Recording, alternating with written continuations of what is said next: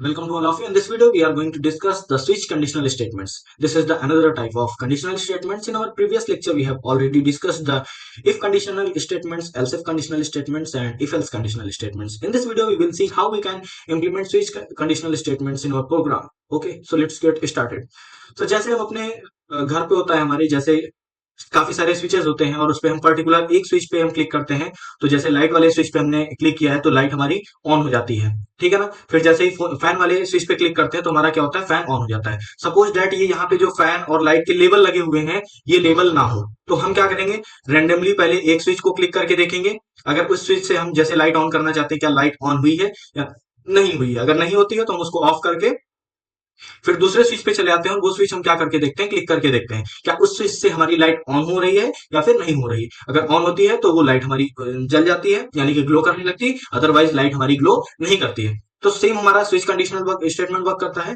हमारे पास पहले क्या होता था, else if conditional statement multiple रहती थी। ओके, तो उसमें क्या होता था, हर एक कंडीशन पर्टिकुलर हमारा जो कोड है हर एक कंडीशन को चेक करता था। अगर वो कंडीशन हमारी सेटिस्फाई यानी कि ट्रू हो जाती थी तो हमारा वो ब्लॉक ऑफ कोड क्या होता था, एग्जीक्यूट होता था। अदरवाइज हम नेक्स्ट कंडीशनल स्टेटमेंट पे क्या शिफ्ट हो जाते थे। ओके, लेकिन इस कंडीशनल स्टेटमेंट में क्या होगा, हम पहले ही वैल्यूज देंगे और वो सभी पॉसिबल वैल्यूज के क्या लिए हमारी क्या स्टेटमेंट्स रहेंगी, ठीक है ना। कुछ ब्लॉक ऑफ कोड रहेगा। अगर हमारी कंडीशनल स्टेटमेंट एक्सप्रेशन मैच कर जाती है तो वो पर्टिकुलर काम हो जाएगा। जैसे हम फैन वाले पे क्लिक करते हैं तो अगर फैन उस चीज से अटैच्ड है तो वो फैन क्या होगा, उस चीज से अगर फैन अटैच होता है तो वो फैन हमारा क्या होता है, ऑन हो जाता है। ओके, या जैसे हम लाइट वाले पे करते हैं, अगर लाइट उस चीज से अटैच्ड है तो वो ब्लॉक ऑफ कोड क्या होगा, एग्जीक्यूट होगा। तो जो उसका फंक्शनैलिटी है, जैसे लाइट का फंक्शन है ग्लो करना, तो जैसे ही हम उसको ऑन करेंगे तो वो क्या करने लगता है, ग्लो करने लगता है। तो बेसिकली मेरा कहने का मतलब ये है, मैं ये समझाना चाहता हूं कि पहले क्या होता था, हमारे पास मल्टीपल कंडीशनल स्टेटमेंट्स होती थी और हम हर एक कंडीशनल स्टेटमेंट्स को क्या बारी बारी से चेक करता था हमारा कंपाइलर, ठीक है ना। लेकिन इसमें क्या होगा, हम पर्टिकुलर एक वो डायरेक्ट क्या होगा, हिट करेगा, डायरेक्ट हिट करेगा वन शॉट में। वैसे ही वैल्यू जो रहेगी वैल्यू मैच करेगा और उसके लिए जो भी ब्लॉक ऑफ कोड है उसको एग्जीक्यूट कर देगा। अब देखो उसमें क्या होता था, वो बारी बारी से हर एक स्टेटमेंट को चेक करता था तो उसमें टाइम लगता था। बेसिकली जो टाइम लगता है हम अपन देख नहीं सकते, लेकिन कंपाइलेशन में वो टाइम लगता है। अपन उसको ऐसे नहीं एनालाइज कर सकते कि कितना टाइम लग रहा है। ओके, तो वो क्या करेगा, टाइम उसमें लगता था। लेकिन ये क्या करेगा, पर्टिकुलर उस चीज को हिट करेगा और बताएगा कि हाँ ये मतलब इसका जो टाइमिंग है उससे कम रहेगा। और ये मैं टाइम भी आपको दिखाऊंगा कि ये टाइम उस टाइम से कैसे कम होता है, ठीक। तो सबसे पहले सिंटैक्स की बात कर लेते हैं, थ्योरी पार्ट हो गया है। सिंटैक्स इसका ये होता है, हमारे सबसे पहले होगा स्विच, फिर एक्सप्रेशन रहेगी, ठीक है ना। और ये एक्सप्रेशन अब मैं बताऊंगा कौन सी एक्सप्रेशन हो सकती है, ठीक है ना। ये एक्सप्रेशन वैसे ही जैसे उसमें कंडीशन को ही रखते थे वैसे ही यहाँ पे हमारी क्या होगी, कंडीशन हो सकती है, ठीक। फिर उसके बाद इस पे क्या होगा, जैसे उसमें एल्स इफ क्या रहता था, मल्टीपल कंडीशंस रहती थी, वैसे यहाँ पे क्या होगा, हमारे पास मल्टीपल केसेस होंगे और पॉसिबल केसेस, ठीक है ना। पॉसिबल केस कितने पॉसिबल केस हो सकते हैं, ओके। जैसे डे की बात की जाए तो डे हमारे पास कितने, मैक्सिमम 7 डेज हो सकते हैं। तो यहाँ पे जो हमारी केस होंगे मैक्सिमम कितने केस हो सकते हैं, 7, ठीक है ना। तो पॉसिबल जो कितने उसके पॉसिबल आउटपुट होते हैं उसके हिसाब से यहाँ पर हमारे पास केस हो सकते हैं। अब देखो उसके बाद फिर इसमें यूज किया था ब्रेक का। तो ब्रेक इसलिए यूज किया था, जैसे मान लो अगर एक हमारी कंडीशन क्या हुई, एग्जीक्यूट हो गई, तो ये इस चीज से निकल जाएगा बाहर, समझ में बात, इसलिए हम ब्रेक का यूज करते हैं। फिर आता है हमारा डिफॉल्ट। डिफॉल्ट जैसे हमारा उसमें एल्स कंडीशन वर्क करती थी वैसे ही डिफॉल्ट यहाँ पे यूज किया जाता है। जैसे वहां पे कोई नहीं एग्जीक्यूट होता था तो डिफॉल्ट देख लेता था। वो कहते हैं ना, अगर जिसका कोई सहारा ना हो उसका ऊपर वाला सहारा होता है, वैसे ही इसमें क्या है, जिसका कोई कंडीशन नहीं होगी उसका एल्स देख लेगा या डिफॉल्ट देख लेगा, ठीक है ना। अदर्स में क्या देखता था, एल्स कंडीशन देख लेती थी, इसमें हमारा क्या होगा, डिफॉल्ट देख लेगा। ओके, फिर इसके अलावा आगे बात करते हैं, जैसे हमारा ये एग्जांपल है इसका, इसी कोड को अब इसी सिंटेक्स के जरिए हम क्या चीज करते हैं, इस चीज को इंप्लीमेंट करते हैं। जैसे मान लीजिए हमने क्या करवाया, यूजर से इनपुट ले रहे हैं डे का। अब डे कितने हो सकते हैं, 1 2 3 4 5 6 7 डेज हो सकते हैं। ओके, सपोज दैट अगर यूजर ने 4 इंटर किया तो कौन सा डे हमको शो होगा, मंडे, ट्यूसडे, वेडनेसडे, थर्सडे, ठीक है ना। यानी कि थर्सडे आना चाहिए, कौन सी कंडीशन बना है उसमें क्या था, अगर डे आपने डाला, डे 4 इंटर किया तो कंडीशन पहले चेक करेगा, क्या जो डे की वैल्यू है इक्वल्स टू है हमारे 4 के, नहीं।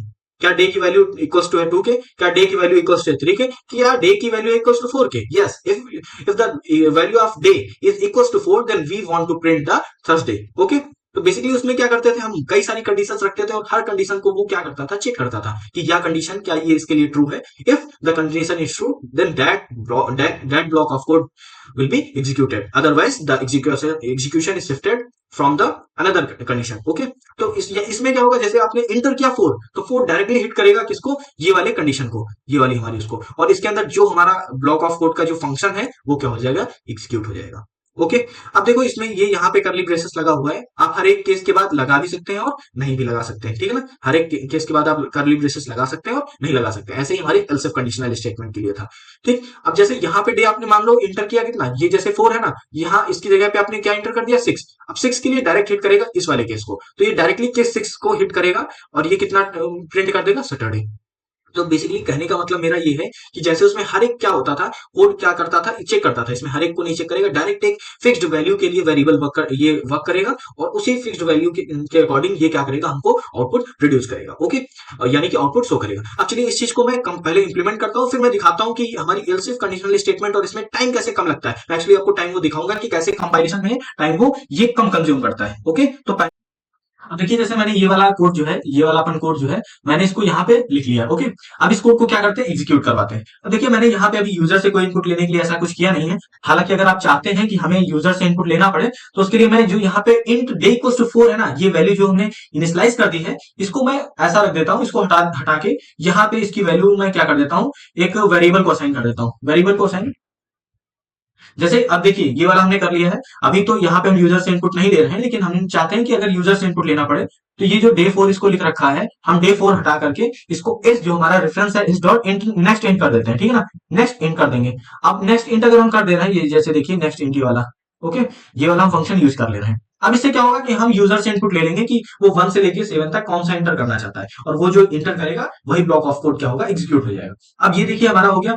अब हर एक केस है, आप हर एक केस के बाद यहाँ पे चाहे तो करली ब्रेसेस यूज कर सकते हैं, और अगर नहीं चाहते हैं तो कोई बात नहीं, आप ना यूज करें, ठीक है ना। जैसे ये वाला जो है, ये जो रहेगा ये इसी के अंदर रहेगा। ओके, ये वाला जो हमारा रहेगा ये इसी के अंदर रहेगा। अब जैसे देखिए इसके अंदर हमने करली ब्रेसेस ले लिया इस केस में, और हम कुछ केस हैं जिसमें करली ब्रेसेस का यूज नहीं किया है, क्योंकि ब्रेक यहाँ पे ऑलरेडी है जो बता देगा कि ये ब्लॉक ऑफ कोड एग्जीक्यूट हो चुका है। ओके, अब मैं इसको क्या करता हूँ, एग्जीक्यूट करता हूँ। हर एक कंडीशन, जितनी मैंने कहा था जितनी आपकी कंडीशन हो सकती है, जैसे यहाँ पे मेरी 7 कंडीशन हो सकती थी possible, day 1, day 2, day 3, day 4, day 5, day 6 और डे 7, और लास्ट में आता है डिफॉल्ट, जब कोई इनवैलिड डे आप एंटर कर दें, ठीक है ना। जैसे आपने 8, 9, 10 एंटर कर दिया तो इनवैलिड डे में आ जाएगा। ओके, अब ये हमारा पूरा पार्ट है सिंटेक्स का, यहाँ तक ये सब पूरा पार्ट है हमारा सिंटेक्स का। मेन जो कॉन्सेप्ट है यहाँ से लेके यहाँ तक है, ठीक है ना, जो कि मैंने ऑलरेडी डिस्कस किया है कि आप कितनी स्विच स्टेटमेंट बना सकते हैं। ओके, अब सपोज दैट अब इस प्रोग्राम को मैं पहले क्या एग्जीक्यूट करता हूँ, ठीक है। अब जैसे मैंने अब डे इंटर करना है, जैसे मान लो 1 इंटर किया, तो 1 के लिए मैंने मंडे दे रखा है, ठीक है ना। वन वेरिएबल के लिए कौन सी कंडीशन दे रखी है, देखिए 1 के लिए मैंने क्या दे रखा है कि आपको प्रिंट करवाना है मंडे, तो मैं 1 करके क्या कर देता हूँ, इसको इंटर कर देता हूँ। देखिए मंडे आ गया मेरे सामने, और इसको टाइम कितना लगा, 15 सेकंड लगा। ओके, इसको टोटल टाइम जो एग्जीक्यूट करने में लगा 15 सेकंड। अब चलिए एक और लेके देखते हैं। जैसे अब इस बार मैंने 3 इंटर किया, देखिए वेडनेसडे। अब एक बार इसको और एग्जीक्यूट करवाते हैं। अब इस बार मैं क्या ले लेता हूँ, 0। अब देखो 0, इसमें कोई कंडीशन मैंने नहीं दे रखी, केस कोई भी नहीं है। केस में देखो जहां पे जो हमारा केस के साथ ये वाली जो वैल्यू होती थी, आप इसको देख सकते हैं। यहाँ पे मैं थोड़ा जूम कर रहा हूँ, ठीक है ना। जैसे देखो क्या ना कि केस के साथ आपकी एक वैल्यू भी है। ये देखो केस के साथ ये जो डे है ना, डे होता है एक्सप्रेशन।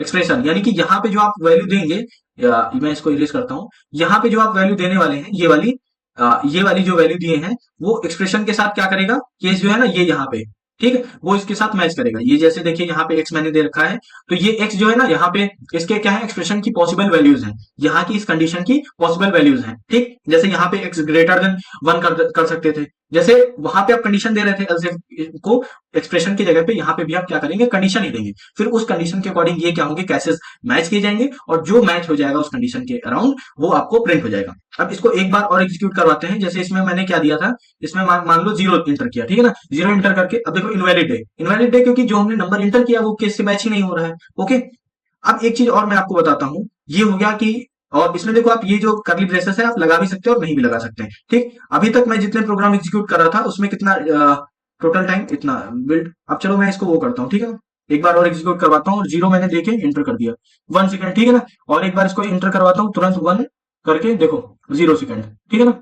ये इतने टाइम में बिल्ड हो गया। ये बिल्ड टाइम आता है एक्चुअली तुमने इनपुट करने के बाद कितना उसमें टाइम लिया, तो ये बताता है कि कितना टोटल आपको टाइम इसमें लगा है। ओके, तो इस तरीके से आप क्या कर सकते हैं, इस कंडीशनल स्टेटमेंट को, स्विच कंडीशनल स्टेटमेंट को आप क्या कर सकते हैं, अपने प्रोग्राम में इंप्लीमेंट कर सकते हैं। अब जैसे देखिए आपको डे के लिए यहां कर रहे थे, अब मान लीजिए जो डे हमने इंटर किया है वो अगर ग्रेटर देन क्या हो, 1 हो। अब मान लीजिए यहीं पे मैं कंडीशन जो एक्सप्रेशन थी ना, ग्रेटर देन 0 है, ठीक, ग्रेटर देन जीरो है, तो अब उसके अकॉर्डिंग अब जब ये कंडीशन मैंने लगा दी ना यहाँ पे ग्रेटर देन जीरो के लिए, तो यहाँ पे जो डे की वैल्यू है ना आपको इसके अराउंड रखनी पड़ेगी। समझ में आई बात? यानी कि जो एक्सप्रेशन होगी, एक्सप्रेशन की पॉसिबल वैल्यू होगी, उसी के अराउंड हमको यहाँ पे क्या करना रखता है, कंडीशन देनी पड़ती है। ठीक, अब इसी के जरिए आप कैलकुलेटर बना सकते हैं। कैलकुलेटर जैसे आप अगर डे वन किए, यहाँ पे जैसे आप प्लस माइनस सिंबल इंटर कर दिए, है ना, आप सिंबल इंटर कर दिया, अब जैसे ही ये पॉसिबल वैल्यूज के लिए होता है, जैसे आपने डे ये वाला वन इंटर करेंगे, फिर यहाँ पे आप क्या कर देंगे, सम वाला प्रोग्राम लिख देंगे 2 नंबर्स का, ठीक है ना।